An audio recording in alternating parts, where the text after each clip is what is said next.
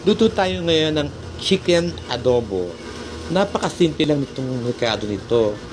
Ang ginamit ko lang dito, soy sauce, pepper, vinegar, and garlic. At saka dahon ng laurel, huwag mong kalimutan. Ayan.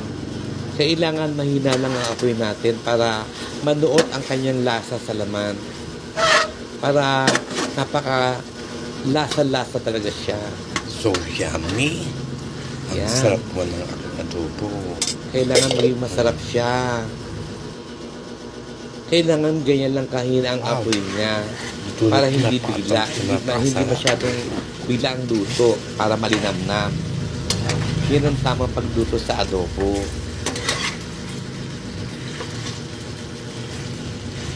Napakasarap niyan. So yummy.